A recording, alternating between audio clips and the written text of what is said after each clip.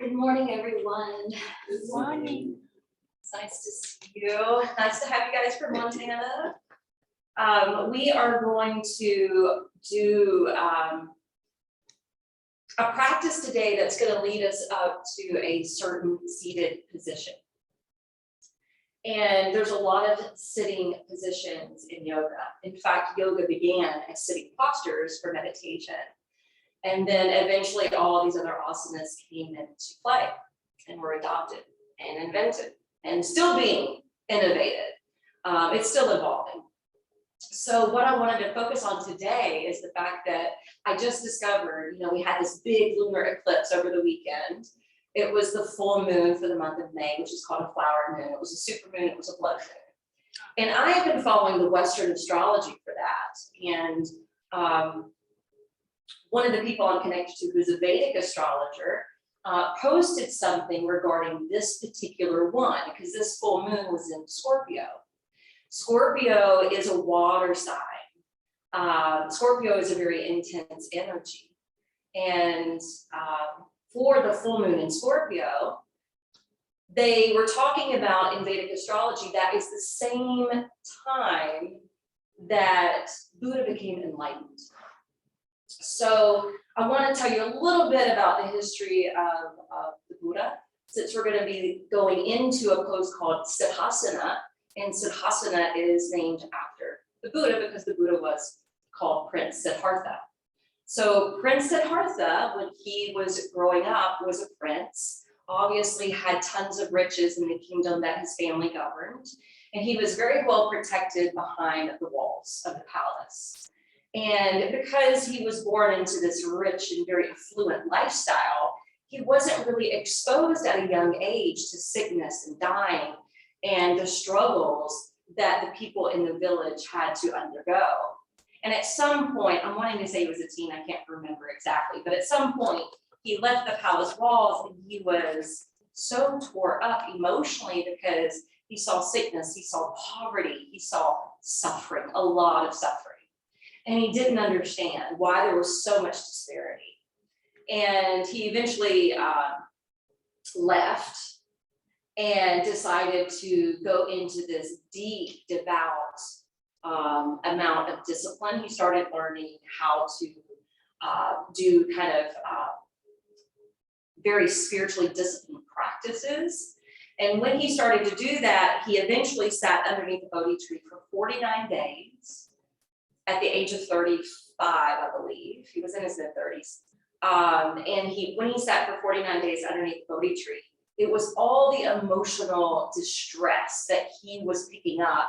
I don't know, maybe he was an empath. He was picking up all the emotional distress and really trying to find all the answers. Sat underneath the Bodhi tree long enough to meditate and to get into that really sweet space where he received all these downloads, all this wisdom, became enlightened. Buddha actually means the awakened one. And so one of the sitting poses that we do is called Siddhasana, and it's named after the Buddha. So the Buddha actually came years before Jesus ever was around. And yoga actually precedes the Buddha. So yoga had already been around.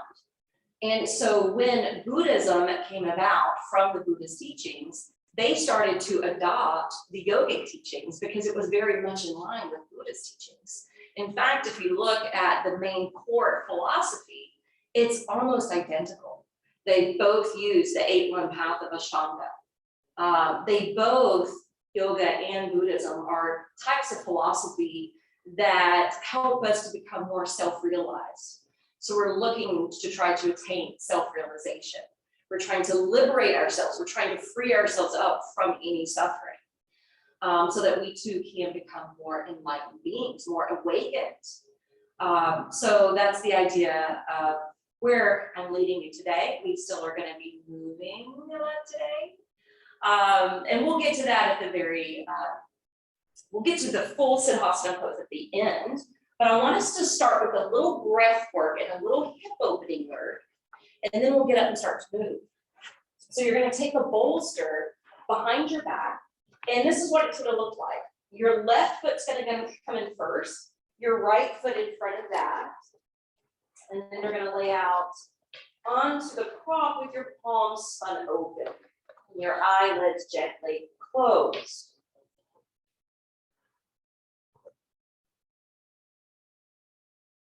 So consider for a moment when you create this position, the idea of the full moon often being abundant, emotional, stirring energy. And the idea that Scorpio energy is very transformational, especially through the purification of water.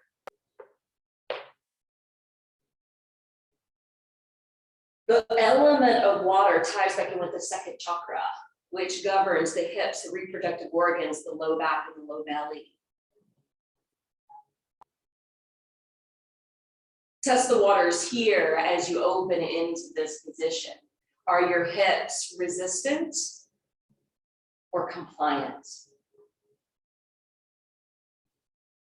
Are you holding a lot of stress or tension here?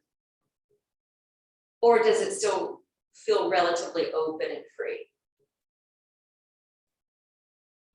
Now, if you begin taking those deep sips of breath and you do your yogic breathing, that's going to help you to begin to stay patient as any tension unravels. It will help to maintain a state of presence in your mind, and it'll help you to get more grounded and rooted in your body. So take a few deep breaths.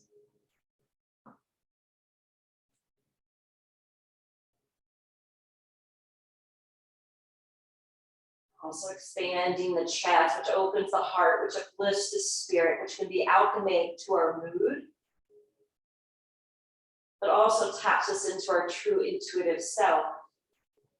Now that you've been here for a little bit, let's separate the feet away from the body, stretch out the legs for just a moment, point and flex through the feet. I like to point on the in-breath and flex the ankles on the out-breath.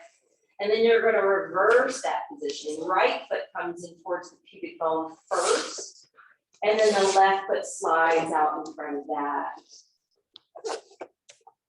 You'll notice with this different crossing of the feet, it's going to supply a little different sensation in your hips. Notice that difference. It may be subtle, maybe grand. Don't judge it, don't label it, just be aware that it exists so that you get to know yourself better.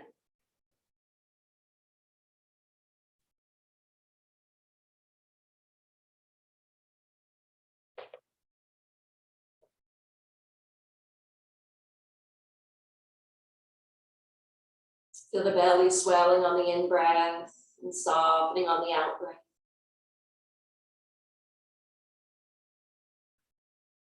And even though we're more in a supine position, I want you to just maybe take a moment to consider all the different positions in which we usually see the Buddha depicted. Oftentimes in a seated meditational seat. Sometimes in half lotus, sometimes in full lotus, sometimes in siddhasana, sometimes in sukhasana, sometimes in virasana. Sometimes sitting in a chair with the feet firmly rooted on the floor. Sometimes standing, sometimes in a reclined position. And they all represent something different. They're all significant. Hold symbology. The symbology in these representations are not to worship the man of Siddhartha. The images are to remind us of the teachings of the Buddha.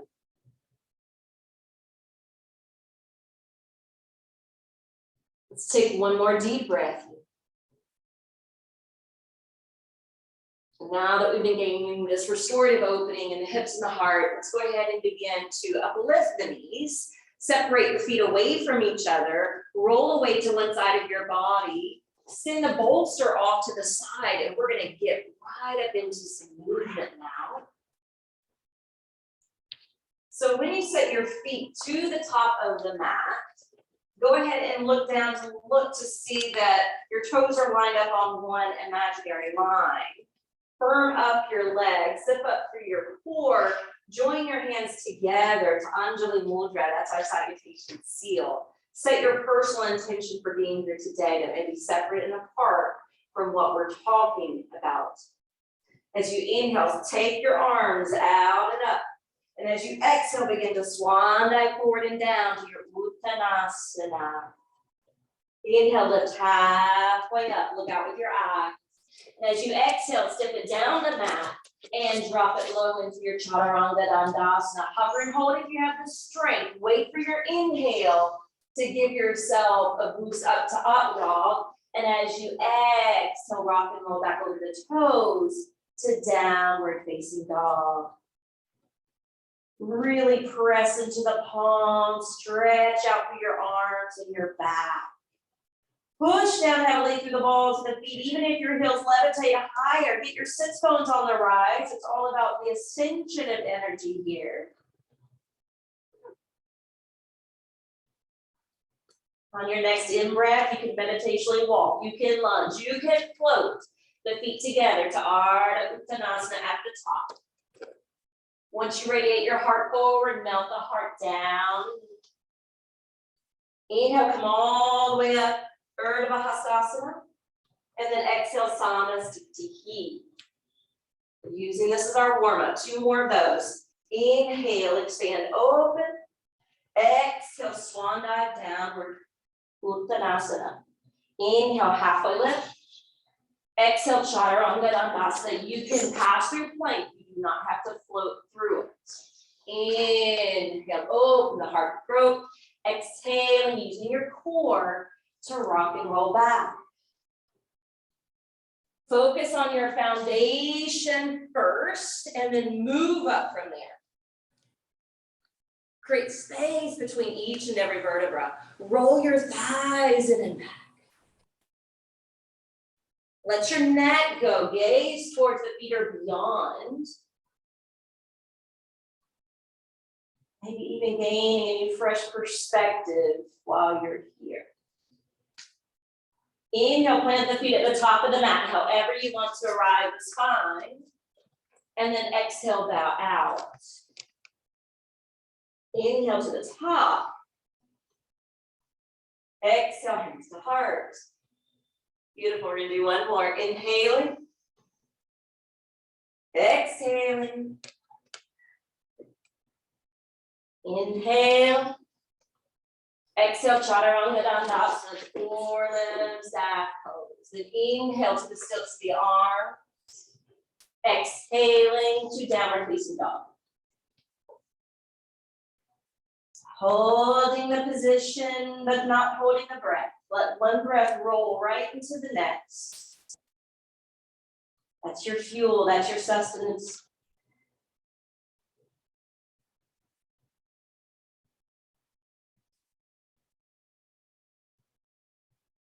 Your breath nurture you and nourish you from the inside out, from the outside in. Inhale, let's plant the feet at the top of the mat, open up halfway.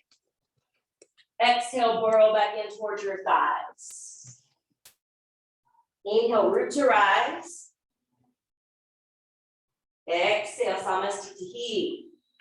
All right, we're moving into V. Inhale, Utkatasana. Knees bent, hips sit back, arms lift, lift, lift. Exhale, fold over straight legs.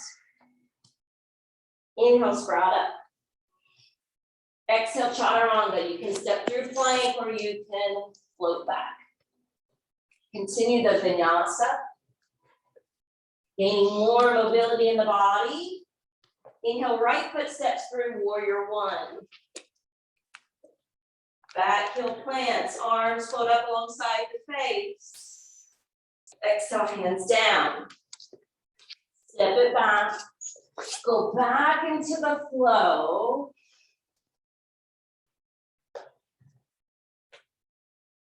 Left foot leads next, Virabhadrasana 1. Pausing for a moment, be in that experience, and then release.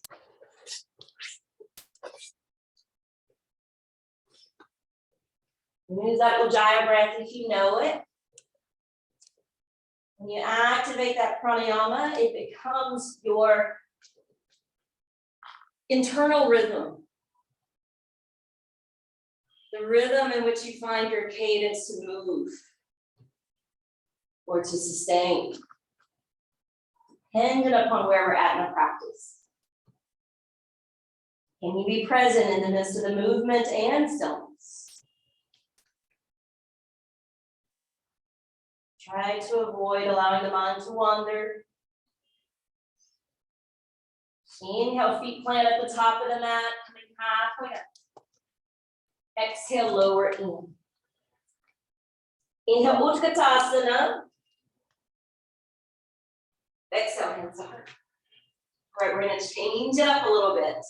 Inhale, Utkatasana. Exhale, Uttanasana. Inhale, halfway up. Exhale, low push up. Wait for the inhale to rise. Wait for the exhale to carry yourself back. This time, lift your right leg up. Halfway. Push down through your palms. Lift out and up to your right heel. Slightly roll the right hip down so your sacrum feels even. Now swing that right foot through, bury down with your left heel. Warrior one.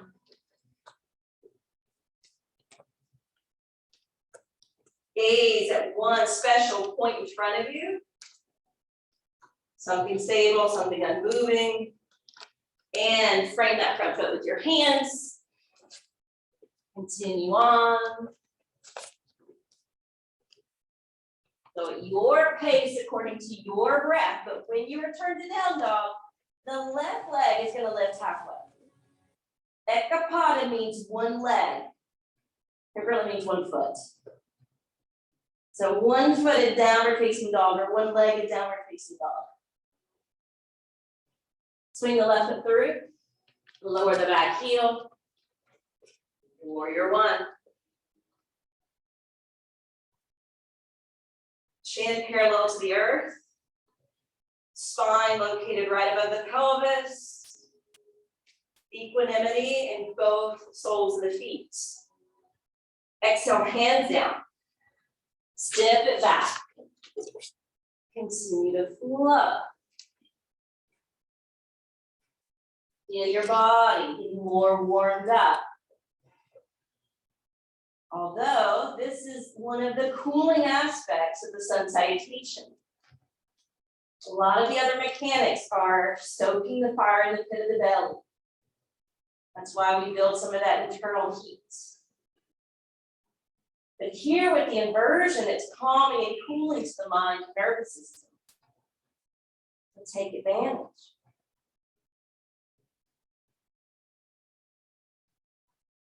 Inhale to Ardha Uttanasana. Exhale, lower.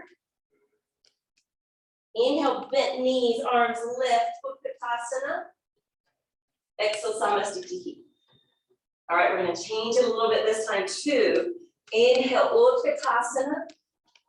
Exhale, forward fold. Inhale, halfway lift. Exhale, lower and hover if possible. Elbows flip into the side body. Inhale, open up that core. Exhale, roll it back. All right, this time we're going to inhale, lift the right leg halfway, like we started with the last one. Except now we're going to take it deeper. So push through the ball of the foot, the padded area below the toes. Spread the toes. Lift that leg and scissor it up, up, up, up. Good, bend that top knee. Spin through the hips. Take downward scorpion. The downward scorpion to represent Scorpio. The full moon being Scorpio. That intense transformational energy. When you're ready, bring that right foot through between the hands.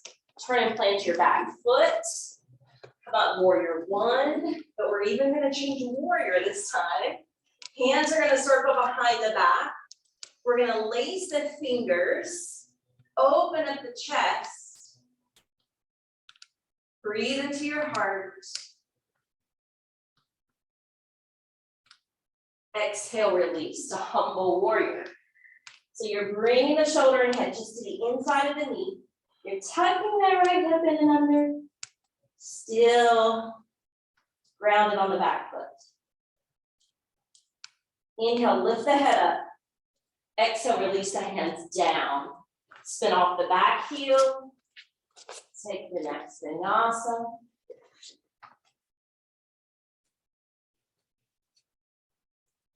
And then we'll work with that same sequence. Left leg lifts halfway up.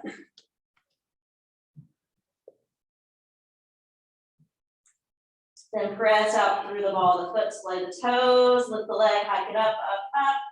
Once you scissor the leg more, bend that top knee, take downward scorpion.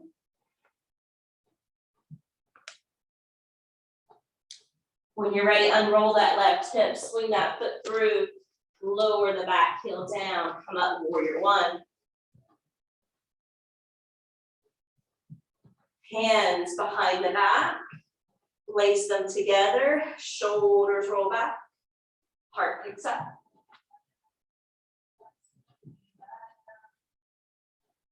Exhale, hinge, drape down just the inside of that front knee, knuckles still rising.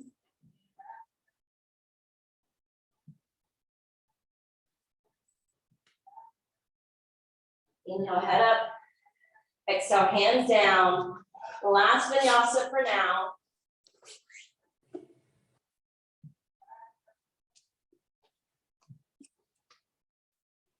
Pausing in the third downward facing dog in the mix. Utilizing your breath. Stay in conscious control over the breath. We have the opportunity to lessen our thought patterns, neutralize any emotional vortexes, to reclaim some inner peace. Inhale, feet at the top. Open up halfway. As you exhale, heel toe the feet apart. Take the first two fingers, the peace mudra, around each big toe. Fan the elbows away from the legs and lower, lower, lower, down and in. This is a variation of Padangusthasana. Now let the big toes push into those fingers underneath, and then use your thumbs to push down into the big toenail, which can be an activator for the pituitary gland. One of the two major glands located in the head. Your chin is just slightly tucking in towards the chest.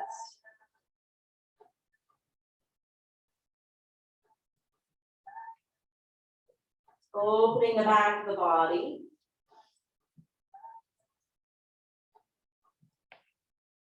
Last breath. Remove the hands from the feet, stack them onto your waist. Come all the way up. Let your feet line up together. And we're going to step off to the side. Doesn't matter which way you face. Don't worry about that. Now, whichever way you're facing, as long as your feet have a nice wide stance, rotate your right foot towards the side of the mat, the edge of the mat. Bend that knee, drop thoroughly through that thigh bone, prop the elbow onto it, carry the left arm up and over. Side angle pose. You're keeping that right hip rolling open.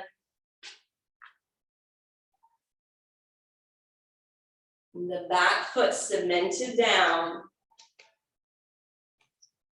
becoming a fountain of boundless energy and power. Right, on your next inhale, gently come up. Keep that right foot the same direction. Float your arms up shoulder height. Push back into the hips. Slowly cascade the right hand down to the shin. Triangle pose. Now we're working into the inner thigh, those adductor muscles. Feet actively pressing so that your knees actively lift.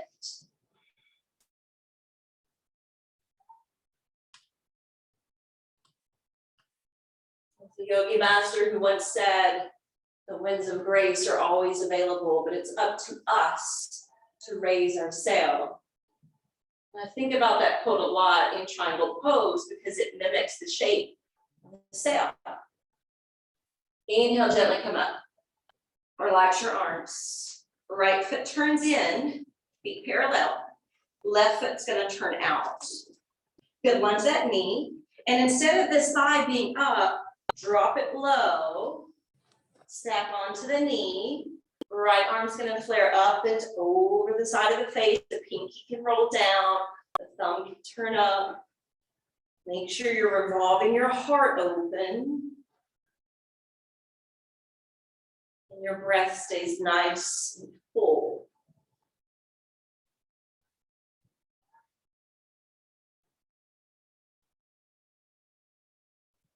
Next in-breath, gently push into the left foot to climb up. Arms can lift at shoulder height. Press into the hips. We're going to keep that front leg straight. Exhaling, triangle pose. Feet are the base, the top hand's the pinnacle.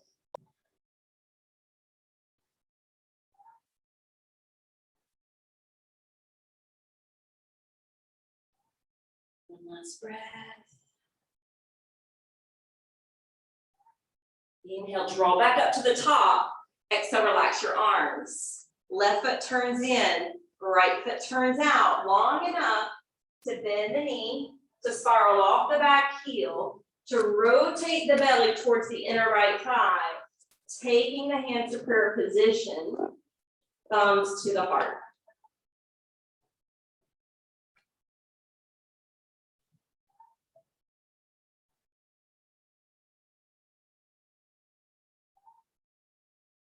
Now you're going to sink your left hand to the inside of the right foot. You're slowly going to straighten out the right leg and then relift the right hand, revolving around into this variation of revolving triangle pose. Your back heel could potentially be up, or you can set it to the floor if you prefer that other version.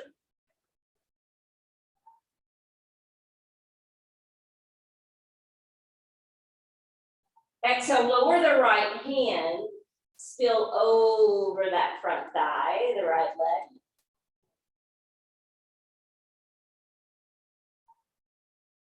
Emphasize your exhalations here.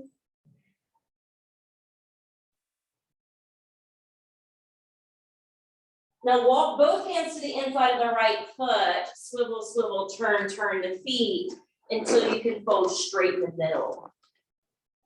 Prasarita Padottanasana.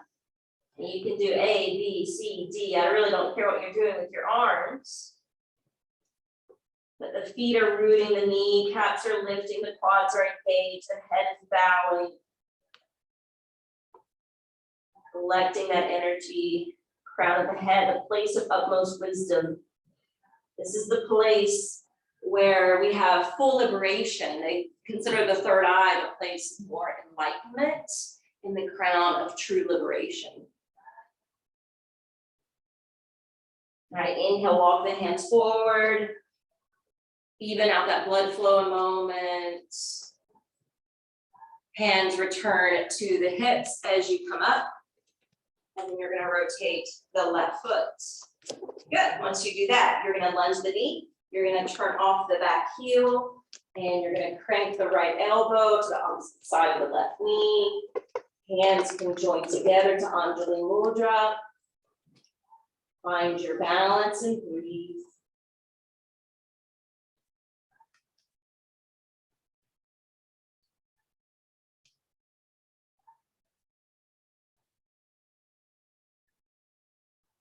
Right hand comes down to the inside of that foot.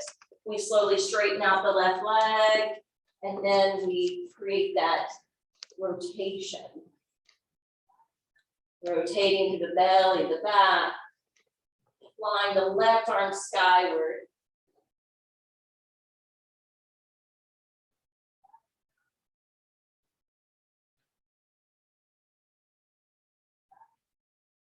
Slow, deep, rhythmic breathing is key. And then lower that left arm down, spill over the front leg as best you can. I didn't grab blocks today, but you can always use blocks, you know. There's some days where we feel that need.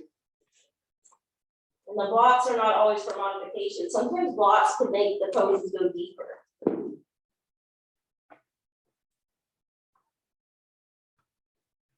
All right, from here, instead of turning to the side like we did earlier, we're actually just going to step up to the front. So when you're ready, step the right foot forward. And this time we're going to flip the hands open and we're literally going to stand on top of our hands. So walk the palms all the way under the feet. And then lower the head and the heart.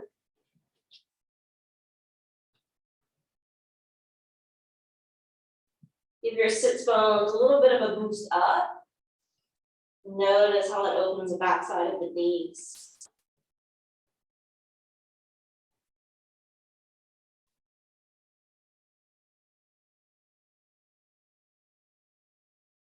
When you're ready, gently remove one hand at a time.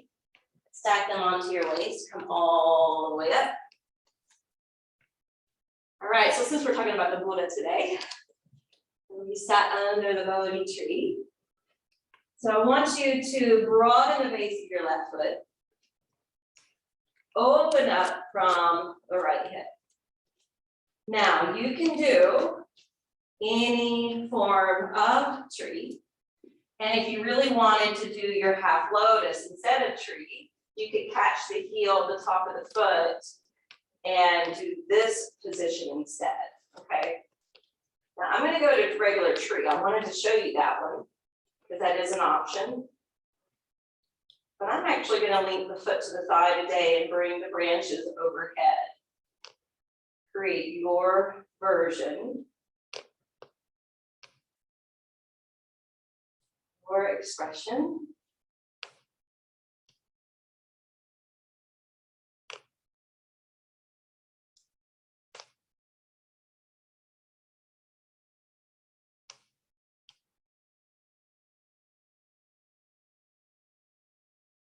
Exhale.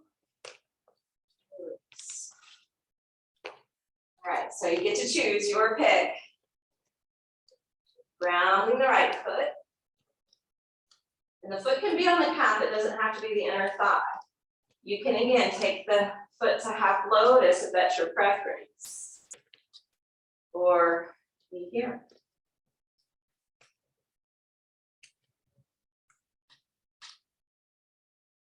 Practice staying calm, poised.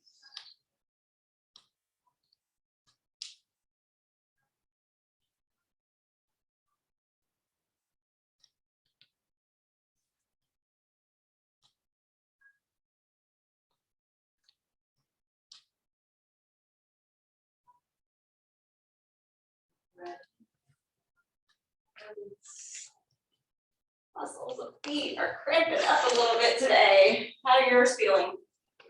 Your big feet are feeling good? Okay. Now rock them out or whatever if you need to. Okay, second balancing pose. Hands to the hips.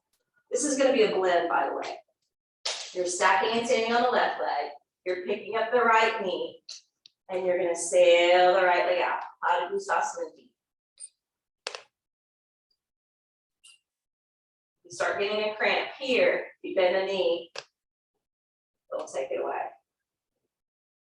Typically. And we're going to skate the foot back. We're going to hinge forward. Hold and breathe.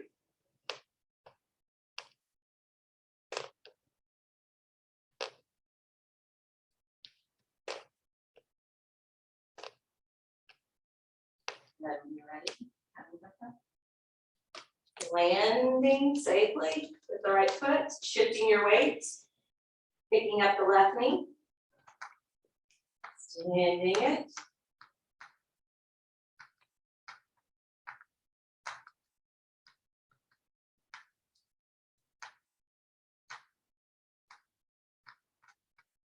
Skate the foot through. Variation of warrior 3.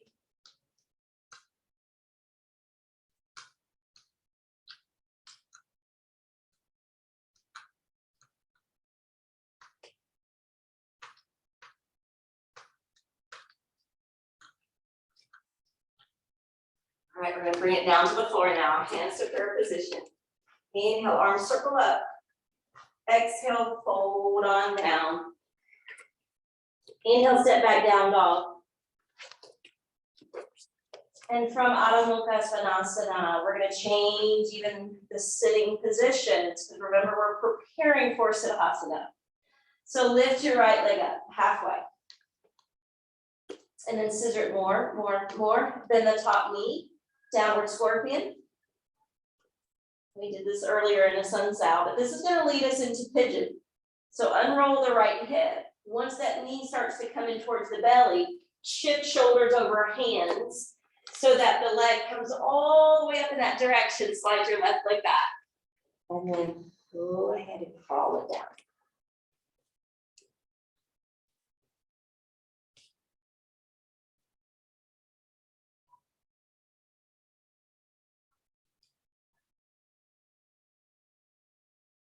Close the eyes.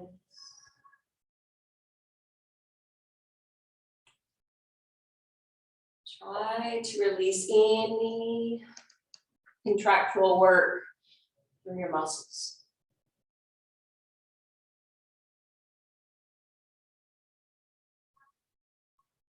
I was telling you guys a couple weeks ago, I'm not only trained in Reiki, I'm trained in another type of energy work called access consciousness. Some people call it accessing the bars. And they have this kind of philosophical statement they kind of run with. And it means or says, when you're in doubt, expand out. And Jen and I were just talking before class how our sons are starting to drive. And her son was having a little anxiety the other day because he was really low in gas and he was afraid he might run out of gas. And he told her, I'm going to use a couple techniques to calm my anxiety. I'm going to take a few deep breaths and I'm going to zoom out. And the way she described that reminded me of that philosophy and that energy work, when in doubt, expand out. Same thing as zooming out, right? It's gaining the bigger perspective. So it's not just so narrow-minded, not so pinpointed on just one aspect. And that's the idea of the third eye. So when you're pouring down here, it's nice to have some weight underneath your brow, resting on hands or arms or the mat, so that you're penetrating this acupressure point here for the third eye.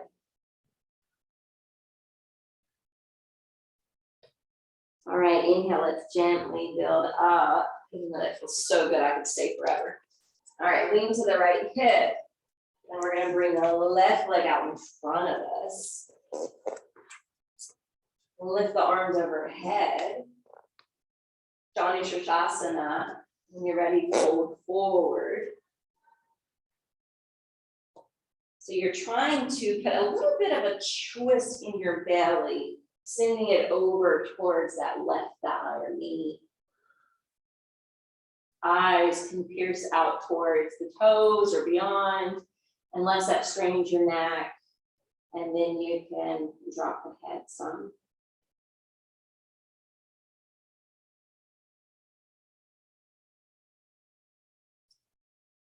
Next inhale, let's gently come up.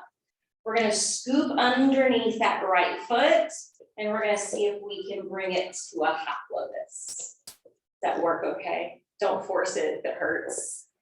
Okay, now we're going to take that right arm and circle it behind the back. If you do the twist, you may actually be able to catch that foot. Don't worry if you can't though. Turn back to face me regardless of where your hand lands. Lift your left arm up. Exhale, pour down.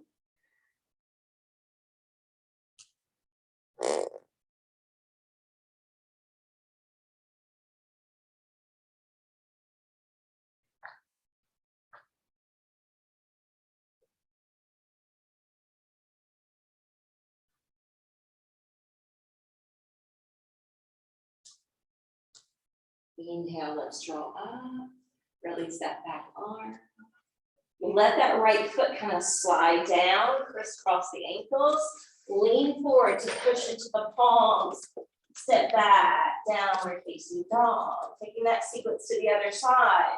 This time the left leg's gonna lift halfway first. Scissor it up next. Downward scorpion, the third.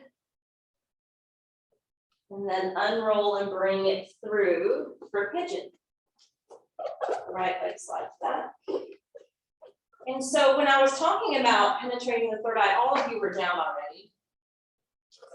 But even if you can only go this far, you can rest your head here. And that way you're stimulating that pressure point for the third eye. Or you can come on down, your body permits. And maybe notice how much density are you holding here. This is part of the body where we send suppressed emotion. This is a part of the body that is all about our relationships to ourselves, to each other, to the world at large, even towards finances, money. That was also a big piece of this recent eclipse. And that was what drove Buddha to the Bodhi tree, right? Into all these discipline practices. He was so emotionally distraught of seeing and witnessing the suffering of the world.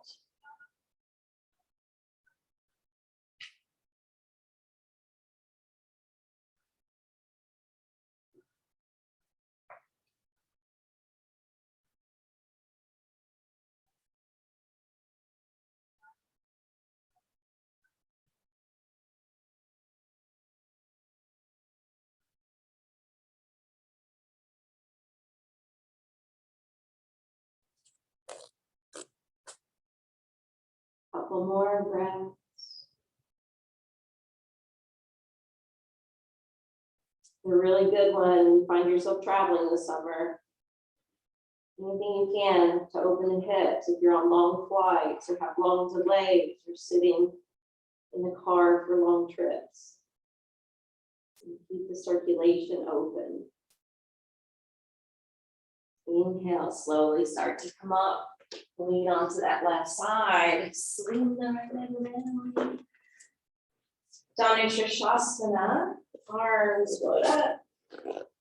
Exhale, pour down. But again, you're getting that little mini twist, turning that navel towards the straight leg. You guys have such great form.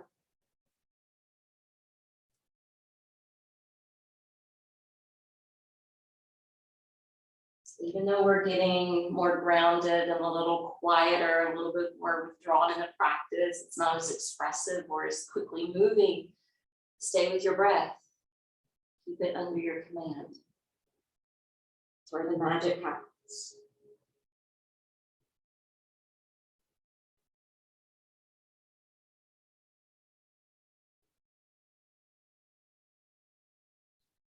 Inhale, let's slowly come up. We'll take the one for half lotus. Each side may be a little different. Is it possible to build up towards that hip crease? And the idea is for the sole of the foot to face up in your direction. Ideally, the heel is in line with the belly button. And then just as a visual, if I were to stay facing forward, my hand would only go here. But if I do that twist, I can actually find the foot. It doesn't mean you can't. But that is a little trick of the trade, and it may be helpful. Then turn back to face the front, uplift the right arm. Hinge forward and down.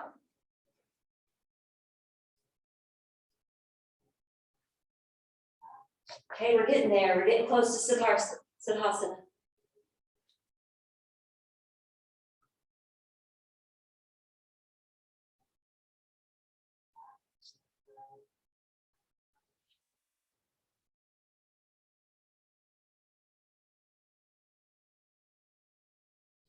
Inhale halfway up first. Release the back arm and sit upright. Okay. Let the left foot slip down and your right foot draw in. Baddha Konasana. Lift the crown, exhale, core down.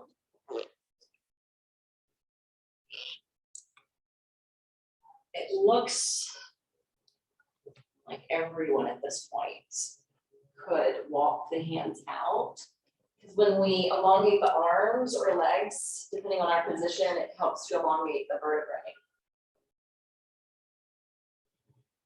It may even feed more sensation to your hips and inner thighs. Only do it if it's wanted and welcomed. Let it go if it's not.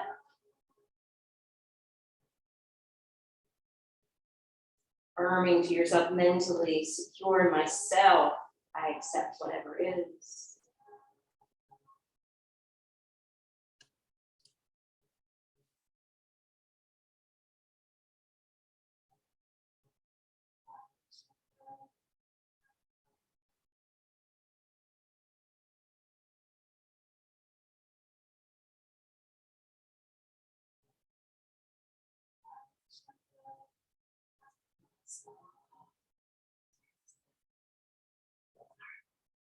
Lift your left knee, slide out through that foot.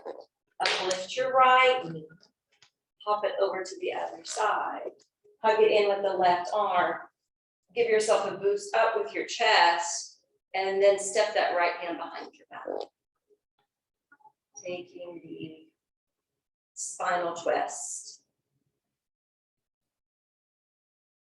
Rinsing out, not just the abdominal organs and glands. We tend to emphasize that a little bit more, but think about the lift that we just gained and adding in that twist, how it's going to bring the lubrication back to the disc in between each bone in our back.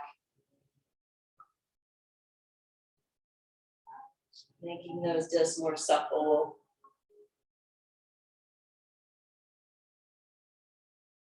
Also nourishing the nerve roots in between each vertebra.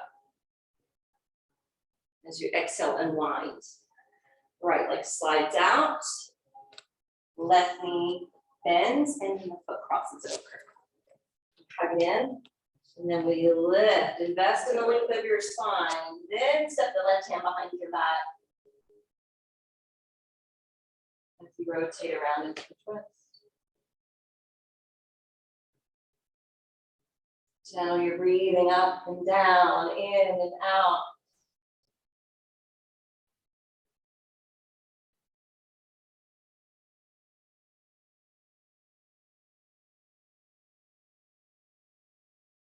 Exhale, unwind. So I'm going to give you an option because I want to do the Siddhasana last because it's a sitting position. So I want you to do an inversion for your final inversion. So if you want shoulder stand in fish, you know, you could do that. If you'd rather have headstand, I know we're saying she's going to do headstand. You can be freestyle or you can go against the wall. Do you guys know those poses? Your practices are so beautiful. You look like you know exactly what you're doing. Okay, so pick one of your favorites, shoulder stand or headstand. King or queen of asanas. Since we're talking about Buddha being the prince, right? The son of a king and a queen, I'll let you pick which parents you want to represent.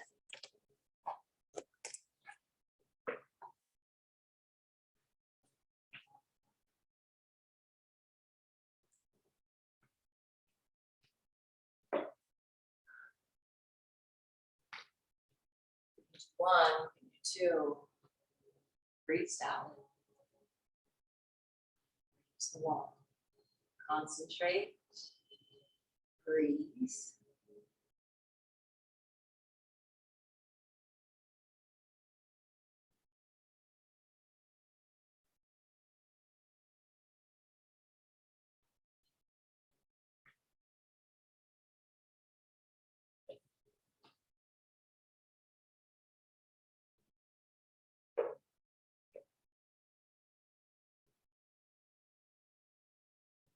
Once you've held it for several rounds of breath, casually, safely, slowly, compassionately Exit out of your pose. Take child's pose if you're coming out of the headstand. If you're coming out of bridge or waterfall, I would hug the knees in.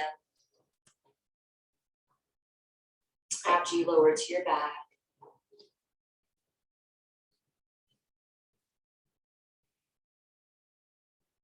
After several rounds of breath in your counter position, you can come up to join me for Siddhasana. Okay, so let's focus on this pose that we really opened up for. Okay, so let's just sit with the legs open for a moment. Then we'll bring the left, I won't mirror you, left foot in first, right foot in front of that, okay? So no feet crossing under, because that's a different pose. Yep, one foot in front of the other. This is the simplest way and the most gentle way to do Siddhasana. And this has really become my go-to cross-legged position. I love this position. And I feel like it has helped to open my hips, because if the ankles are hooked underneath, it's like blocks, right? You're not getting that gravitational pull. So I would advise, if you're really tight and you're more like this, sitting on the edge of a bolster so the knees kind of lean down. Okay, but this is the most gentle way. We're gonna take it to the next step. You're gonna take that right foot out in front of you and you're gonna stack ankle upon ankle. Once you double stack the heels or ankles, take the top foot and you're pushing the toes down and in between your flesh of your calf and thigh. So if you know Ayurveda, the sister science of yoga, if you're a Vata and you tend to run really cold in your hands and feet, you might really like this pose just because it helps keep the feet warm. All right, you might like the fact that it kind of locks you in. Okay, that's just one step. There's one free under here. If you grab that one and bring the toes inside as well, this is actually the full Siddhasana, named after the Buddha. All right, so our right foot's on top. Now you'll notice tucking the toes this way creates more flexion for the knees. It's more of a stretch at the top of the foot. Not everybody can do this because of that reason. So there is a lot happening here, even though you're doing it well. You can sense that. All right, now let's release. Let's rotate the ankles.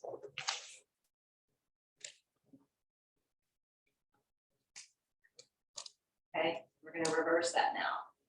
Right foot, not mirroring you, right foot slides in, and then the left foot.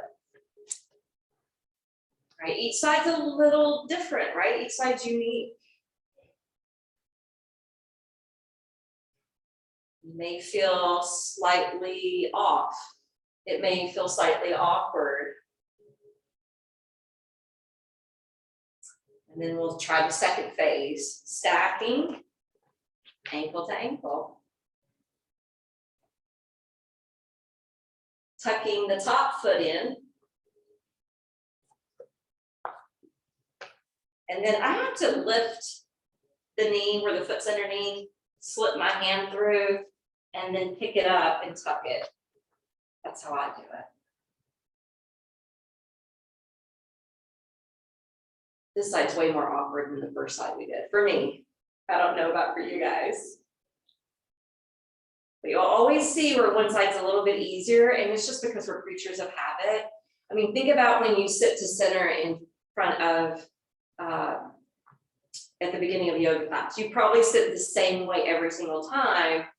So sometimes I'll go through a phase where at the very end, I'm like, okay, sit the opposite way that you just sat, so that you're getting that other hip a little bit more. All right, there's your Siddhasana. That's what we were building for today. All right. So for your Shavasana, you would rather sit and meditate and try that out. You have that opportunity. If you would rather be in the regular corpse position, you can be here with your hands. But if you really like those hips being open, right? You can do this again if you wanted, or feet together if you want.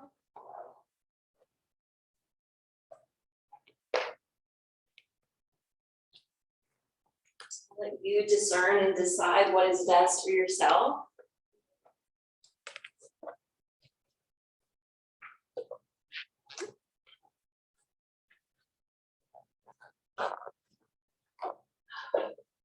So the beauty of hearing this story this week, after having such a rough ride through the eclipse, was a little bit more commentary I went to Access. And it was saying when we get that emotionally raw, when we get that emotionally stirred at particular times like we just had, it's like a karmic completion.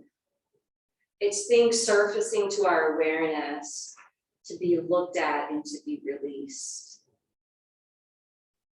And it has the possibilities and the potential to be alchemic and transformational to the point where it becomes enlightened. Now, we may not become the enlightened or awakened one like the Buddha, but we may have a moment of an epiphany, of deep insight, where something does shift permanently. So I want you to take the time to relax, to go into a state of being and breathing. And if you want to be contemplative on something, you can reflect on that, or you can focus on your breath or your own inner mantra or affirmation. But use this time wisely for your benefit.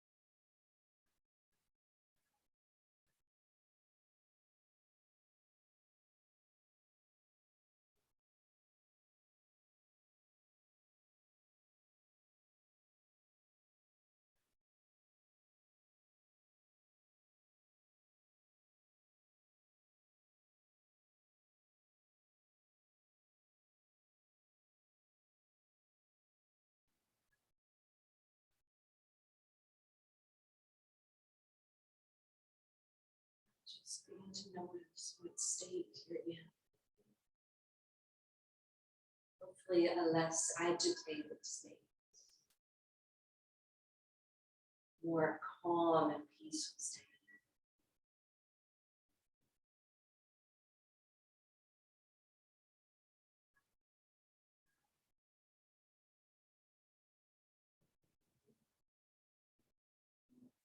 Let's begin to open up the breath.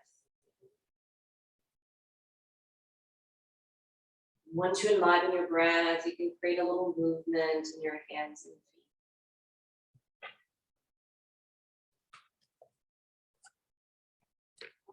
Eventually coming out of the pose that you chose and finding a comfortable seat, and however that translates to your body right now.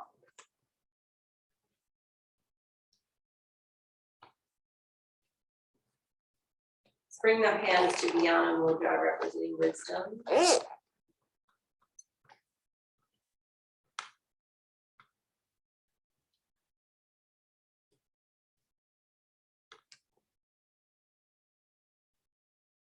Let's just hold space together for a moment in silence.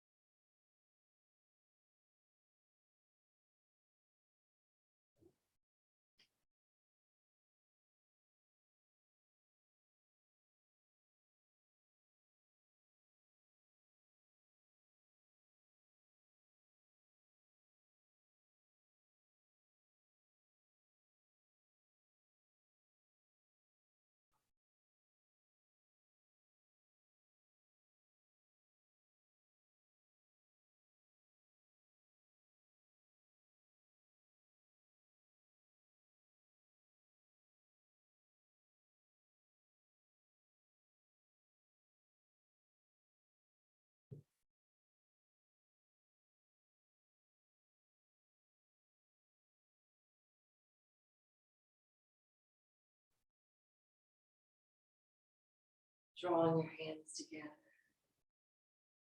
bowing your head humbly in that direction. May we all walk away from this practice being more free and at peace in our bodies, hearts, and minds. May we all remember the light and love that we hold within our heart and allow it to shine as we leave from this place. Om Shanti, Shanti, Shanti. Namaste. Namaste.